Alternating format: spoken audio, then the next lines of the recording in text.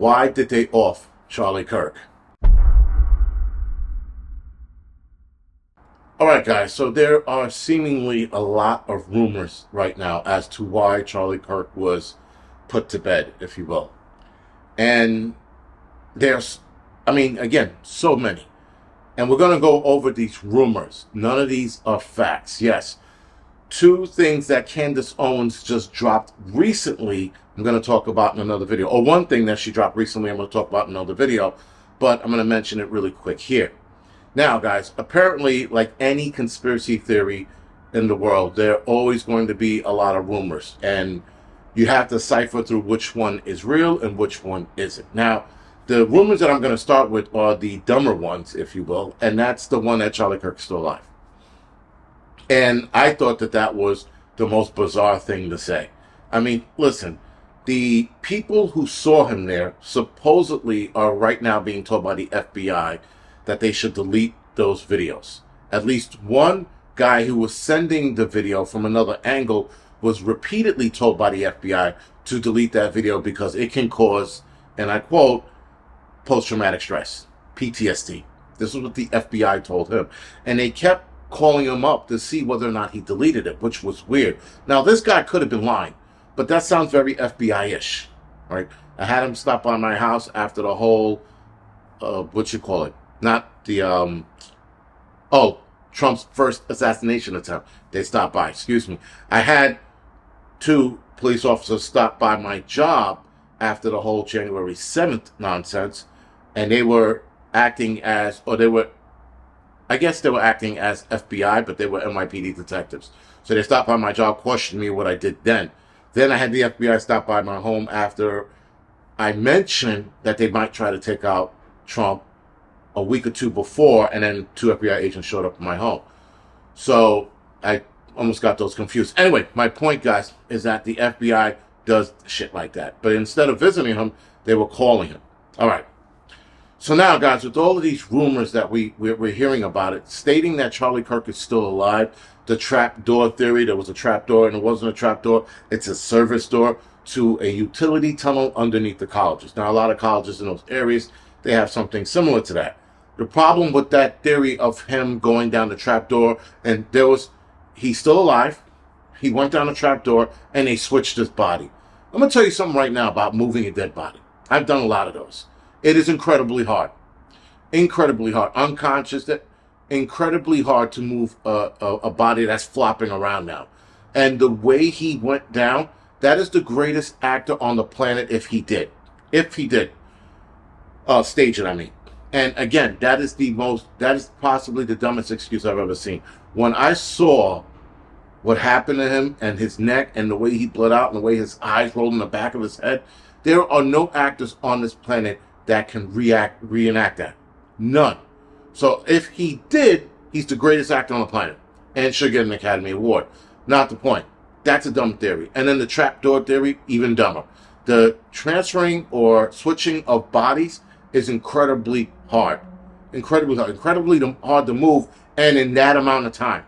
What was it, less than 20 seconds, 30 seconds, they had him on the move and into the car. So yes, let's dispel those 2 dumbass theories because it doesn't make any sense. And you have to think logically with that. I sort of understand what people, when they saw the trapdoor, they went to that. I would have been like, but if you don't work in this world, if you don't work in this field of moving bodies or dealing with dead bodies medically and all this other shit, even at the Trade Center, some of the bodies we took out of there were completely void of all bodily fluids by the time we found them because they were crushed, and even that was heavy, fairly heavy, if you will. So again, just think about a grown-ass man, 6-something, trying to move him and switch him out. That's not going to happen. And for him to get down there, that door would have had to have come up. And it didn't. It doesn't open in, it comes up, right, on a hinge at that. So if you look at that door, you can see the hinge and you can see it swing up. It's a lot for them to do that. So let's dispel that stupidity. Now, the other ones that were starting to come up are that there was a rumor of some kind of cheating. I don't know between who. I'm not sure if it was Erica Kirk, which if there was cheating involved, I would definitely say her and not Charlie Kirk, because Erica Kirk has the ability to cheat. And that whole conversation they had when he asked her, "Oh, how long we've been married for?" Just as I think he was testing her. I'm not sure. She couldn't answer the question. She wasn't sure how many years they were married. So and she was stammering on camera. So like, if anybody cheating, it's her, not Charlie Kirk. There's also a rumor of financial issues, some kind of financial scandal that was going on, and that he uncovered it, and this is why he might have been 86. And maybe the financial scandal ties into the cheating scandal. I don't know.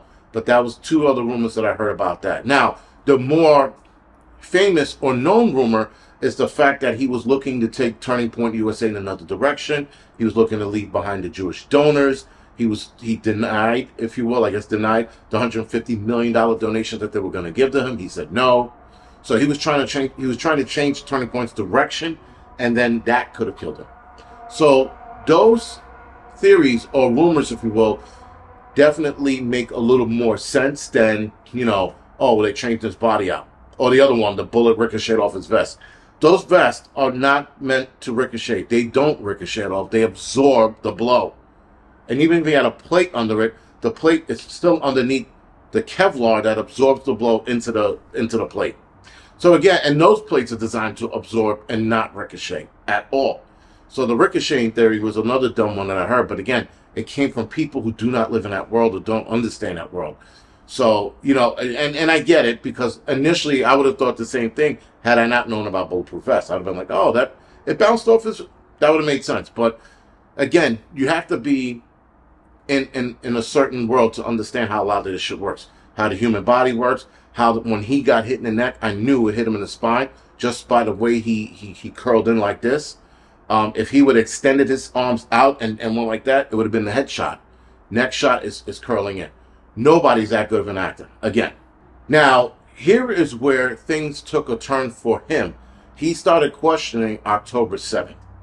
And as soon as he started questioning October 7th, which was the attack in Israel on the Israelis, a lot of things started falling in line. And when he started questioning it, I was like, here we go.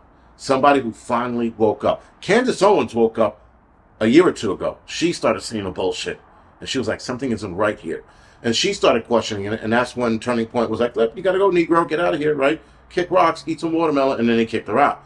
But then when Charlie Kirk started questioning it, they were like, shit, that's 2 for 1, man. That's like 2 people inside of Turning Point USA. We can't get rid of him, right? And then his questioning started becoming stronger. Then he started questioning the donations from the Jewish donors. Then he started questioning AIPACs. Once he started questioning, guys, all of these things, he coincidentally now is not here anymore. It all goes back to that one country in the Middle East that's stirring the pot for everyone.